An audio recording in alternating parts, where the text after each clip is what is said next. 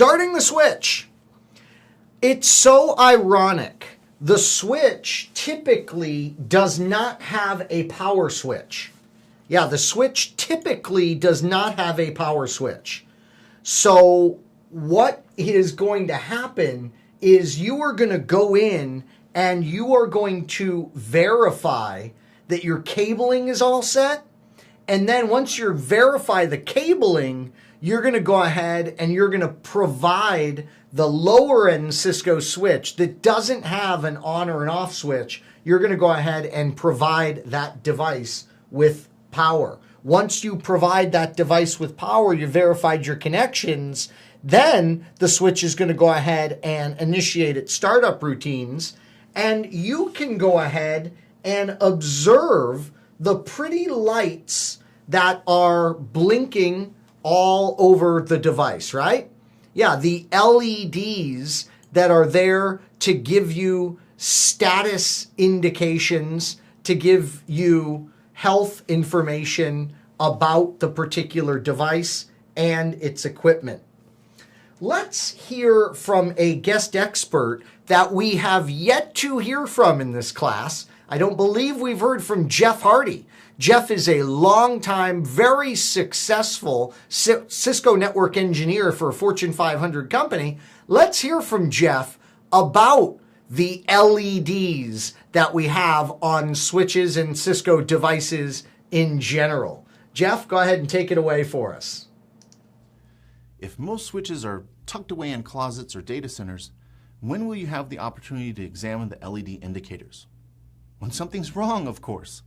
Luckily, there are programs that will show you the LEDs remotely for a quick glance to see if there are any issues.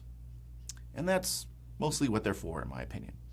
The majority of the time, I log into a switch remotely and either look at the interface status of the CLI or look at recent logs to begin pinpointing issues.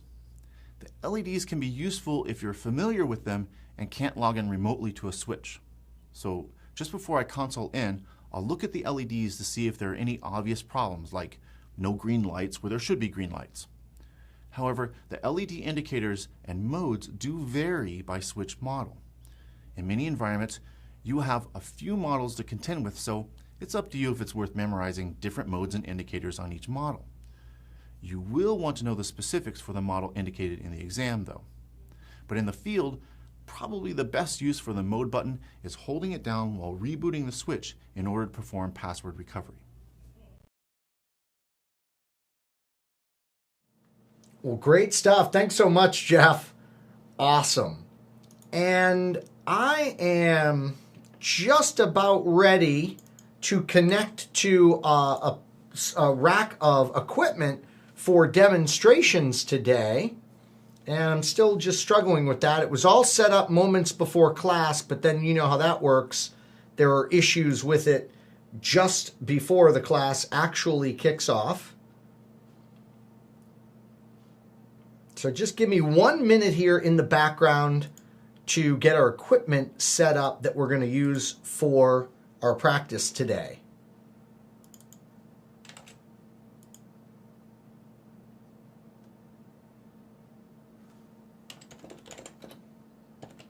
All right. It looks like we're there. Great. So here I have just logged in to a Cisco switch. And what I did was we made a console connection to this device, right? And we are observing what's happening here at the console for that particular device. And it looks like all kinds of stuff is happening as this switch is already racked up and cabled with a bunch of other Cisco switches and routers. And all this equipment has just been powered on. So we're seeing all of this stuff initialize here on this particular device. And I've got an interesting quandary here. I noticed that this device is named Switch 1. See that? And we talked about this last time. This is the name of the device, and there is a greater than prompt, And that greater than prompt is indicating that we're in user mode, remember? How we go into privileged mode is by typing enable. That gets us into this privilege mode. But I told you I had a problem here. My problem is that this device must have a configuration. Wait a minute. I want to show you what happens when the device has no configuration whatsoever. Yeah, exactly. JB says in the queue, who changed the name? That's right. I want this to be like a factory default switch. So let's do this. Let's pretend this switch was given to us by a friend and we want to erase the startup configuration. We call the saved configuration, remember, in non-volatile RAM, we call that saved configuration the startup-config. So I want to erase the startup config. The switch says, are you absolutely sure you want to do something like that? So I say, yeah, absolutely. I want to erase that startup config, and I hit enter to confirm that.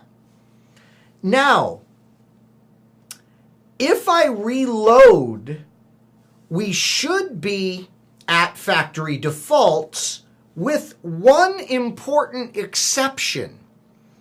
There is something called a VLAN database, and that is not part of that startup configuration. And that VLAN database, we'll get more into VLANs later, but let me just show you this, very interesting. That VLAN database is part of Flash. It's stored in Flash. So I'm going to go erase, or actually delete out of Flash the VLAN.database, VLAN.dat.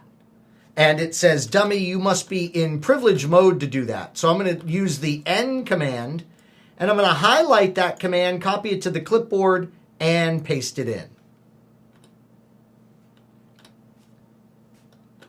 All right, so delete VLAN.dat out of the Flash. Now, Isaac says, what about erase NVRAM? Yeah, I wouldn't do that. I'd be much more specific, right? I would go ahead and say, look, I want to erase the startup config. And let me tell you, Isaac, remember, for your exam, only certain commands will work.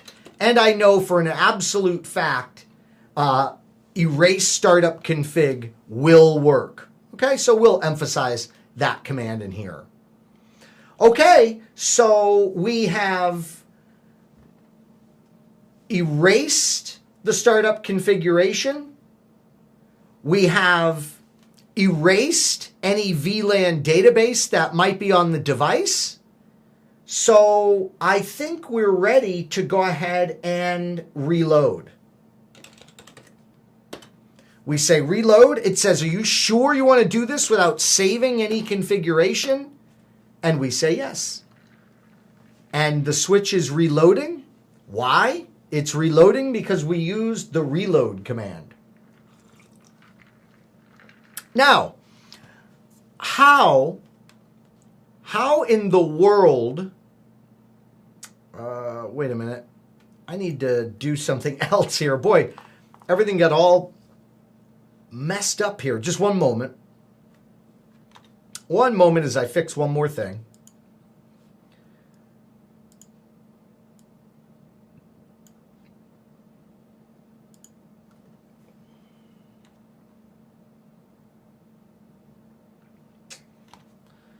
Just doing some housekeeping on my Windows setup here. And we're not missing anything because we're just waiting for that switch to reboot, aren't we? Yep, we're just waiting for the switch to reboot. And here we go. And we can watch that process, as you can see. What is going on with all those characters? That is a graphical representation of the operating system being expanded into RAM on the device. Pretty cool.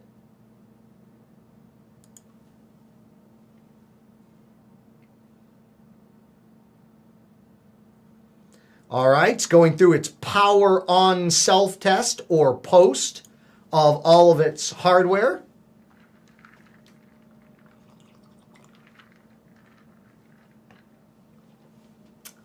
And it looks like we're about done with this reload of the switch. And remember what we did? We erased all configuration of the switch.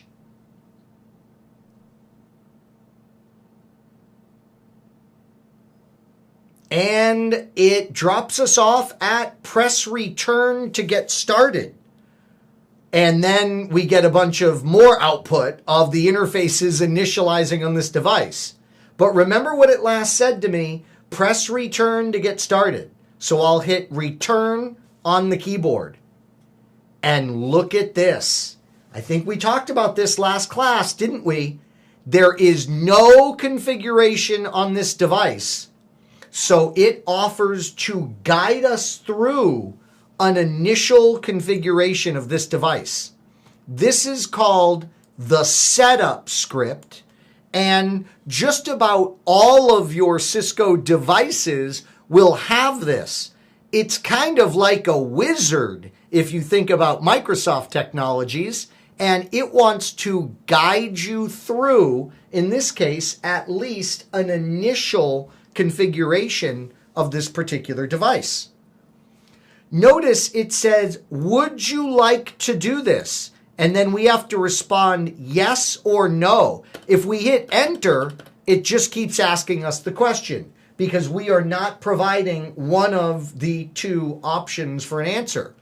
Now, I never used the setup script, I'll be honest with you, but just to show you what it's like, let me in this case say yes. We want to be handheld through this configuration. It then says, would you like to enter basic management setup? I'll go ahead and say yes. It says, all right, what would you like to name your switch? I'll give it the very distinct name of my switch. Okay, what would you like the enable secret password to be? I'll say Cisco. It says, what's the enable password? I'll say San Fran. It says, what's the virtual terminal password? I'll say Cisco. Do you want to configure SNMP? I'll say no by hitting enter and accepting the default command. It shows me all the interfaces. It asks me what interface name are we going to use to connect to the management network. I'll say that we're going to use VLAN 1 to connect to the management network. It asks me if I want to configure IP on the interface. I'll say no. Would we like to do clustering? No. And then it shows me what configuration is going to result from all of those inputs. And then it gives us three options. 0, we can go to the command prompt without saving.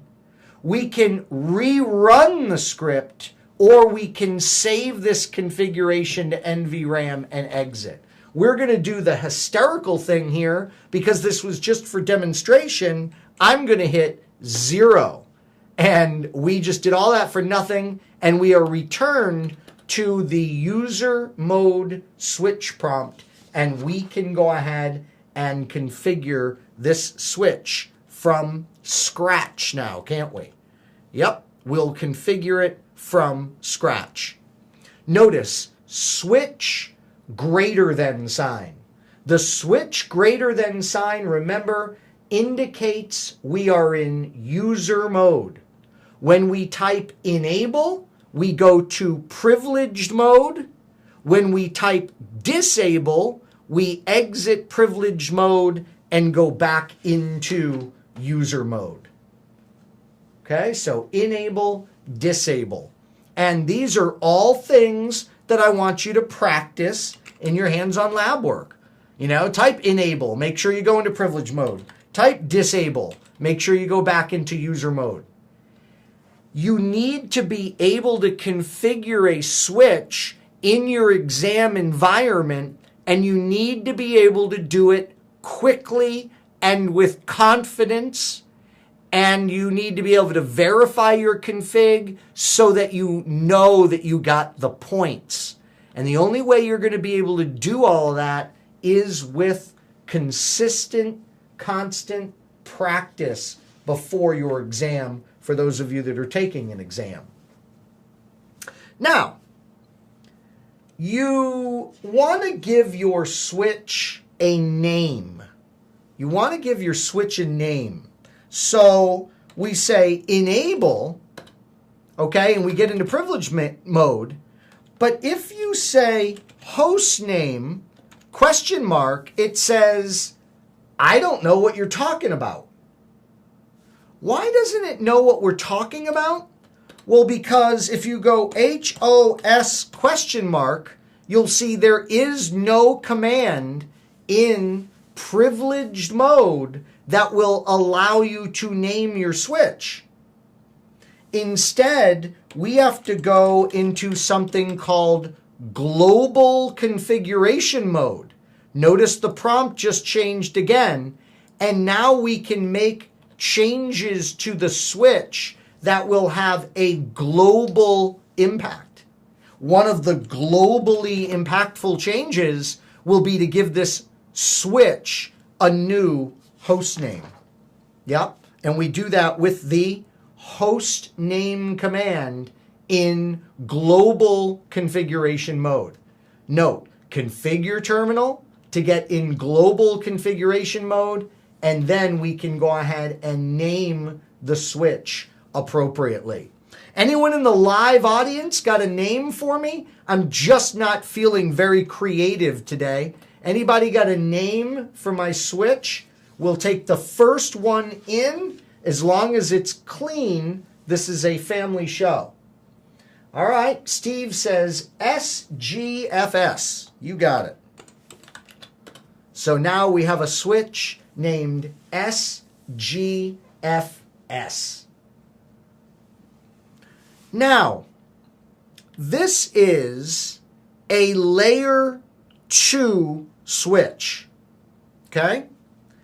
By the way, what's funny is, in all reality, this is a layer 3 switch that we're on, but I have not turned on its routing capabilities. Okay? We are not going to use this particular device as a router. Okay? We've decided not to, and we're talking about layer 2 switches, so that's a good decision.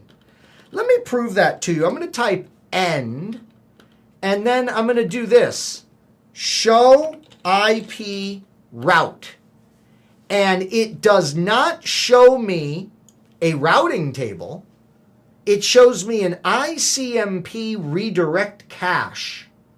This means that this is not a switch right now that's set up to route. Good. Good. So it is a layer 2 switch. That's what I want.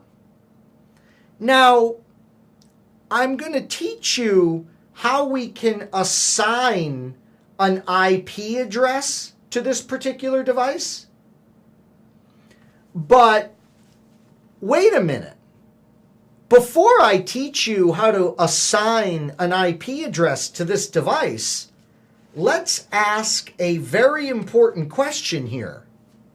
Why would you even want an IP address, a layer 3 IP address, on a layer 2 switch?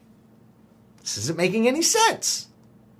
We have a layer 2 only thing. Why are we putting an IP address on it?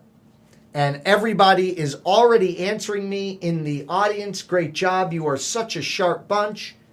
It's so we can manage it remotely. It's so we can secure shell or telnet into this device in order to manage this device from somewhere far away. Now, how you put a management IP address on the device is you go in and you go into what's called interface VLAN 1. This is a default VLAN that is participating on all of your ports. So this is a great place initially to put an IP address for management. So we say interface VLAN virtual local area network 1. We'll talk more about VLANs later, don't worry. Interface VLAN 1, IP address, and then whatever IP address that we are going to assign to this device. And notice you follow that up with a subnet mask. Don't worry, we'll talk more about subnet masks and IP addresses later on, okay? But notice for right now, just stay with me. We are just giving this thing its IP address for management purposes. Now, wait a minute. If we come in from some far away place, we are never going to be able to communicate back to that faraway place unless we have a router to help us. So one of the other configurations I want you to master today is the configuration of a default gateway, a local router that can have this switch get its traffic off of the local segment, and this default gateway configuration is done in global configuration mode. So we're going to exit from interface configuration mode, and I'm going to say IP default gateway, and I'm going to give the default gateway address. Let's pretend we have a local router at 10.5.5.100. And now we can use that local router to route traffic out of our local segment.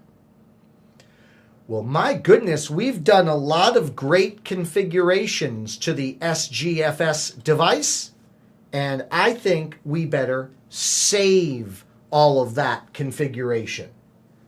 So let's go in and save this config with copy running-config to startup-config. Copying the configuration from RAM to non-volatile RAM on the device. So we go in and we say copy running config to startup config. Copy running config to startup config, and now we can reload this device and this configuration will still be available for us. Pretty awesome. Now, let's do some confirmations here. We saved the configuration to the startup config. Let's see if it worked. Show startup config. Aha, it worked. The startup config has our host name assignment. The startup config has our VLAN interface IP address. The startup config has our default gateway assignment. Pretty awesome. So show run or show startup config allows you to see those things. What about verifying what type of device I'm on? Show version. Show version tells you what you're on. A 3560 type device. Here's the operating system it's running, what version of the operating system that is. It is specifically a 3560 type device. Great stuff, great information. It tells us how long this device has been powered up, and that's 14 minutes. There has been some fantastic examples of Cisco device show version output where we see switches that have been available for literally years and years and years without rebooting.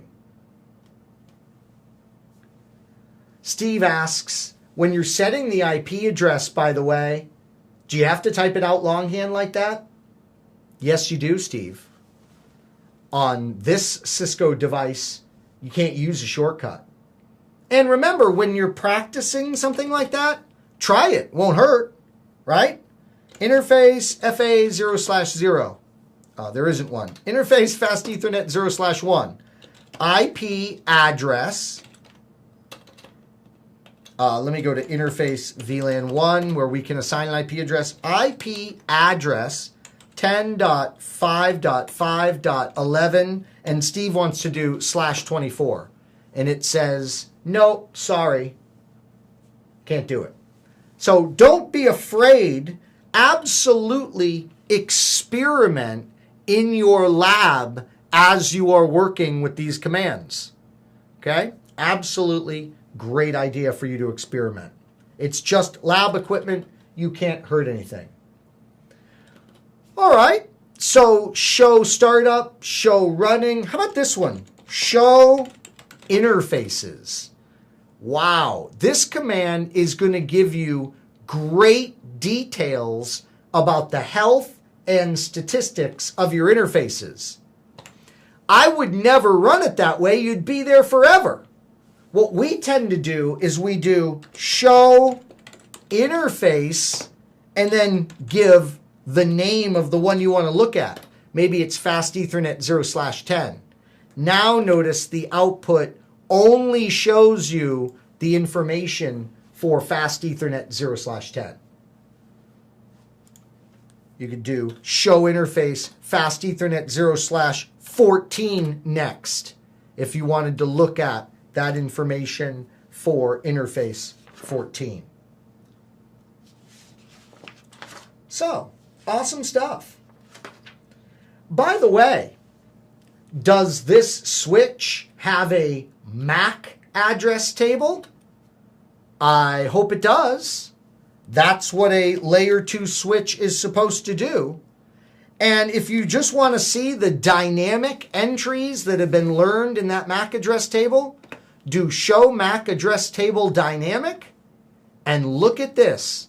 The switch is doing, thank goodness, what we hired it to do in our network. It is dynamically learning the MAC addresses of the network devices that live off of those ports.